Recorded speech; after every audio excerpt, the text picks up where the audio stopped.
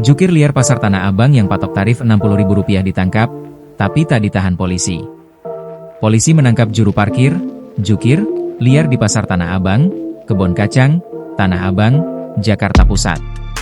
Dalam video yang diunggah akun Instagram Warung Jurnalis, juru parkir liar tersebut sempat menolak saat akan ditangkap oleh pihak kepolisian. Akibatnya, petugas terpaksa mengangkat tubuh dan kaki pelaku untuk membawanya. Sudah diamankan, kata Kapolsek Tanah Abang Kompol Haris Ahmad Basuki saat dikonfirmasi Kompas.com, Rabu, 16 April 2025. Haris belum memberikan penjelasan lebih lanjut terkait penangkapan tersebut.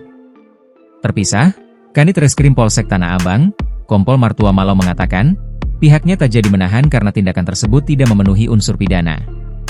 Hal itu membuat pihak kepolisian menyerahkan juru parkir liar ini kepada Suku Dinas Sosial Jakarta Pusat. Kami sudah kasih ke Dinas Sosial, sudah kami limpahkan ke Dinas Sosial kemarin ya, ujar Martua Malo dikutip dari Kompas.com, Rabu, 16 April 2025. Martua menjelaskan, pihak kepolisian tak mempunyai dasar untuk menahan juru parkir liar tersebut. Sebab, tak ada perbuatan pidana yang dilakukan juru parkir liar tersebut.